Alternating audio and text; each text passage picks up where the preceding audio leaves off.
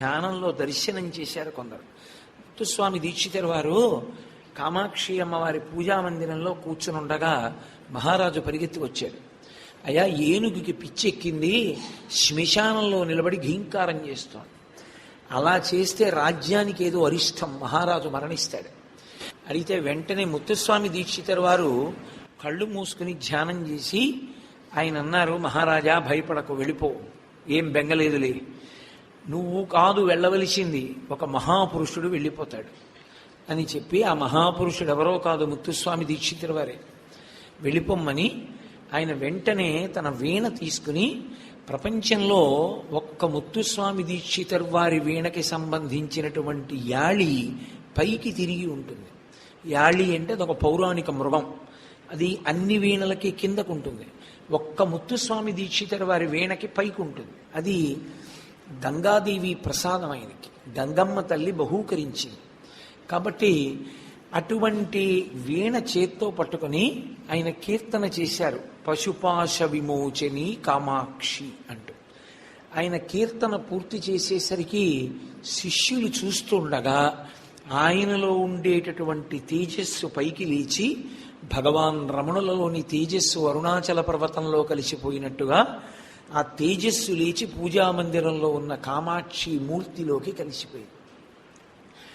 ముత్తుస్వామి దీక్షితర్ వారు అంతటి కారణజన్ముడు, అంత గొప్పగానూ శరీరం విడిచిపెట్టారు. ఆయన చేసిన కీర్తన చాలా ప్రఖ్యాతి వహించినటువంటి కీర్తన. మీకు వచ్చా అది? పశుపాశ విమోచని కామాక్షి అని పూర్తవుతుంది ఆ కీర్తన. అటువంటి కీర్తనతో ఆయన తన శరీర యాత్రని ఆపి కామాక్షి పరదేవత యందు కలిసిపోయారు. అమ్మవారు నడిస్తే పాదములు కనపడుతున్నాయని గుర్తు, అమ్మవారి నడకని చూస్తే పాదాలు చూస్తున్నాము అని గుర్తు. లోకంలో అమ్మవారి యొక్క దర్శనాన్ని పాదంతో మొదలు పెట్టకూడదు అని ఒక విషయం. ఎందుకనంటే భగవంతుడు స్త్రీయ, పురుషుడా, నపుంసకుడా ఈ వివక్ష ఉండదు. కానీ భగవతిగా అంటే స్త్రీ స్వరూపంగా ఆరాధన చేస్తే అధాంగ పూజ తల నుంచి పాదాలకి చెప్పాలి, పాదాల నుంచి తలకి చెప్పకూడదు. పురుష స్వరూపంగా చెప్తే, ఏ విష్ణు స్వరూపంగానో శివస్వరూపంగానో చెప్తే పాదాల నుంచి తల వరకు చెప్పాలి. అర్ధనారీశ్వర స్వరూపం అయితే అందులో మరి శివపార్వతులు ఇద్దరు ఉంటారుగా, అప్పుడు తల నుంచి పాదాలకో పాదాల నుంచి తలకో ఏదైనా పర్వాలేదు. మరి ఇంత శాస్త్రం తెలిసిన మూకశంకరులు అమ్మవారి పాదాల దగ్గర మొదలెట్టచ్చా శ్లోకం? కరీంద్రాయదృహ్య అల్లసగతిలీల ఆసు అంటే ఆమె పాదాల గురించి చెప్తున్నట్టు కాదు, ఏనుగు నడకలకి ద్రోహం చేసిన అమ్మవారి పాదాలే. మరి పాదం గురించి చెప్పచ్చా? చెప్పచ్చు. ఎందుకు చెప్పచ్చో తెలుసా? ఆ తరువాతి శ్లోకాల్లో పాదాల దగ్గర మొదలెట్టి పై వరకు వర్ణిస్తే దోషం. ఆ ఒక్క శ్లోకమే చెప్పి మిగిలిన పై శరీర వర్ణన చేయకుండా ఇంకొక విషయం చెప్పేస్తే తప్పు కాదు, దాన్ని తప్పు అనరు. ఆది అని సంస్కృతంలో ఒక మాట. ఆది అంటే నేను నిలబడ్డాను అనుకోండి, ఆది ఎక్కడ? ఇక్కడ ఆదా, ఇక్కడ ఆదా. ఇది ఆది అయితే ఇది అంతం, ఇది ఆది అయితే ఇది అంతం కదా. ఏది ఆది అంటే వ్యవహరణమునకు యోగ్యమై మీకు అనుష్ఠానానికి బలం చేకూర్చేదేదో అది ఆది. మనం గౌరవ ప్రకటనం చేస్తే ఏం పట్టుకుంటాం? తల పట్టుకుంటామా, కాళ్ళు పట్టుకుంటామా? కాళ్ళు పట్టుకుంటాం. అందుకని ఆది శబ్దమునందు భగవతిని ప్రార్థన చేసినప్పుడు పాదార విందములతోటే మొదలు పెట్టాలి. అందుకని ఇప్పుడు మూకశంకరుల యందు దోషం ఆరోపించచ్చా? లేదు. ఇక అమ్మవారి విషయానికి వస్తే, అమ్మవారి నడక అంటే అమ్మవారి పాదములు ఏనుగుకి ద్రోహం చేశాయి. ఎందుకని? ఏనుగు నడకకి ఒక ప్రసిద్ధి ఉంది లోకంలో, హంస నడక కూడా ఉంది కదండి అని మీరు నన్ను అడగచ్చు. హంస నడకని చూసిన వాళ్ళు లేరు, ఊహే. ఎందుకంటే లోకంలో కొన్ని పక్షులు, కొన్ని జంతువులు ఇవి నేను చూశాను అని చెప్పిన వాళ్ళు లేరు. ఎవరైనా మహాత్ములు చూసి ఉండొచ్చు, ఏ శంకర భగవత్పాదుల వంటి వారు.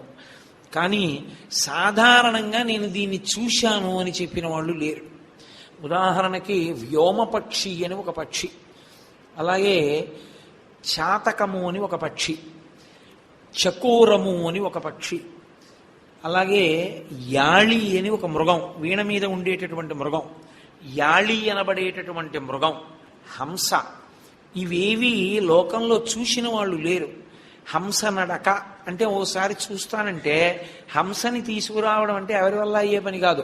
ప్రపంచంలో ఎక్కడా ఎవరి దగ్గర ఏ ప్రభుత్వం దగ్గర ఏ అరణ్యంలోనూ హంసలు ఉన్నట్టు ప్రకటింపబడలేదు. మానస సరోవరానికి హంసలు వస్తాయని. హంస అన్న మాటకు అర్థం ఏమిటో తెలుసా? నిజానికి స్త్రీ సూక్త పురుష సూక్త సమన్వయము చేత ప్రాణాయామ స్వరూపంగా ఊపిరిని నిలబెట్టి క్రమబద్ధీకరించి మనస్సుని వశం చేసుకునే ప్రక్రియకి హంస అని పేరు. అందుకే హంస హంసాయ విద్మహే పరమహంసాయ ధీమహి తన్న హంస ప్రచోదయాత్ అని ఒక లఘు గాయత్రి ఉంది హంస మీద. హంస అంటే హ, హిరణ్యవర్ణాం హరిణీం సువర్ణ రజతస్రజాం అని శ్రీ సూక్తం. స సహస్రశీర్షా పురుష సహస్రాక్ష సహస్రపాత్ అని పురుష సూక్తం. శ్రీ సూక్త పురుష సూక్తములను ఉదాత్త అనుదాత్త స్వరిత స్వరములతో చదవడానికి ముందు ప్రాణాయామము వలన ఊపిరి యొక్క వేగాన్ని నియంత్రించి, నియంత్రింపబడిన ఊపిరిల వేగములో పరదేవత యొక్క పాదముల కదలికని దర్శించే ప్రక్రియకి హంస దర్శనమని పేరు.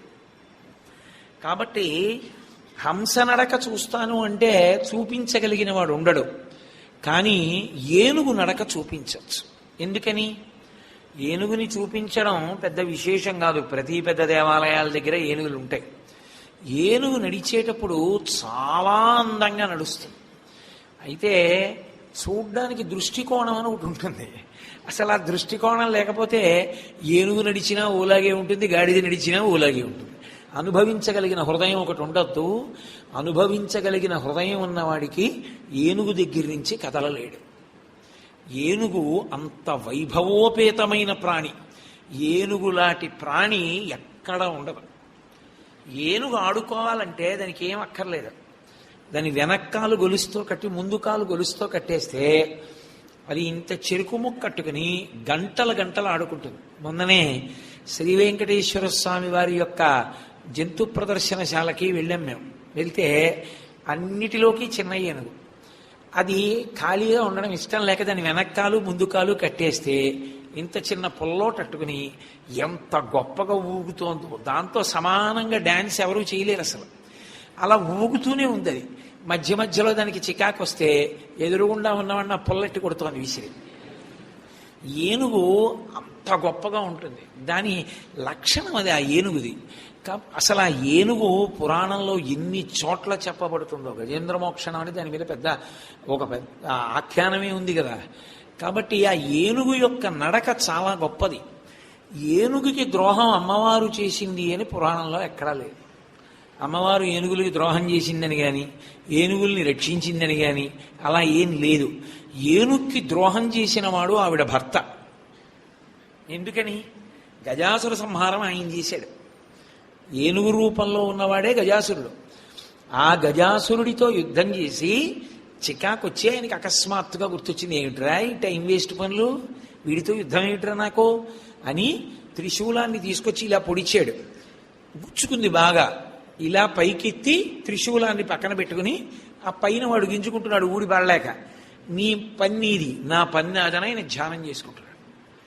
అప్పుడు వాడు గింజుకున్న కొద్దీ నెత్తురు కారిపోయింది త్రిశూలంలోంచి. చచ్చిపోయే ముందు పరమేశ్వరుడు తన వంక చూడాలంటే ఏం చేయాలి? సామవేదం పాడాడు వాడు.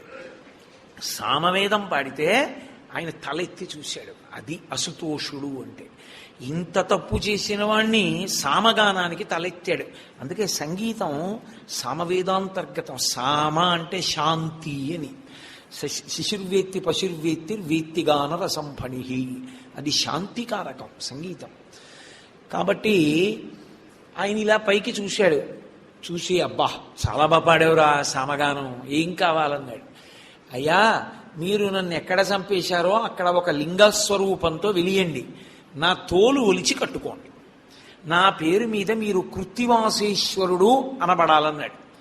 అంటే కృత్తివాసేశ్వర లింగము అని కాశీపట్టణంలో ఒక అద్భుతమైన శివలింగం. హరిప్రసాద్ గారు మేమందరం వెళ్ళి దర్శనం చేసి వచ్చాం కూడా. చాలా బాగుంటుంది ఆ దేవాలయం, పరమ పరిశుభ్రంగా ఉంటుంది. కాబట్టి ఏనుక్కి ద్రోహం చేసిన వాడు పరమేశ్వరుడు. పైగా అసలు పరమేశ్వరుడు తన భార్యకు గొలుసుకొన్నట్టు కానీ ఓ చీరట్టుకొచ్చినట్టు కానీ ఏ పురాణంలో లేదు, ఎక్కడా లేదు. ఆయన అంటూ తెచ్చింది ఒకే ఒక్క నగ ఉంది అమ్మవారి కోసం. ఆవిడికి లేక కాదు, ఆవిడే చింతామణులకు చింతామణి, దరిద్రాణం చింతామణి గుణనిక, జన్మజలధౌ నిమగ్నానాం దంస్ట్రా మురరిపు వరాహస్య భవతి అంటారు శంకరులు. అటువంటి తల్లి ఆవిడికి లేక కాదు, కానీ ఆయన తేవడమన్న ప్రీతోటి ఉంటుంది కదూ. ఎప్పుడు చీరన్నా వెళ్ళి ఓ తెచ్చుకోవా నీ ఇష్టం అనడమే కానీ పద నేను వస్తాను అంటే పురుషుడు.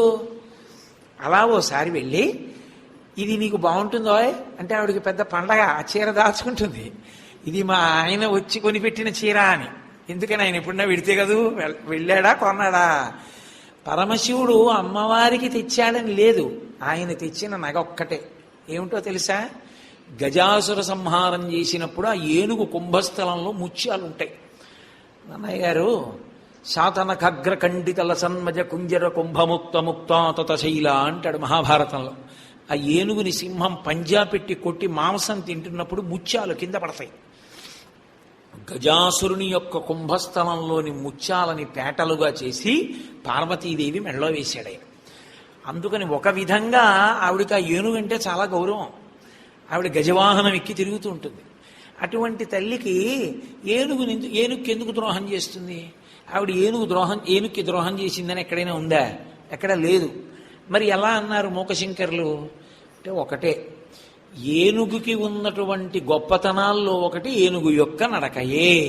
అంత అందంగా నడుస్తుంది అని చెప్పాలంటే గజగామిని, ఏనుగులా నడుస్తుంది అంటారు. పురుషుడికి అన్వయం అవ్వదు అది, ఒక్క ఏనుక్కి. ఏనుగు యొక్క నడక స్త్రీకే అన్వయం అవుతుంది. కాబట్టి అంత అందంగా నడవగలిగినటువంటి ఏనుగు యొక్క నడకల యొక్క మర్యాదని ఆవిడ తీసేసింది. ఎందుకని?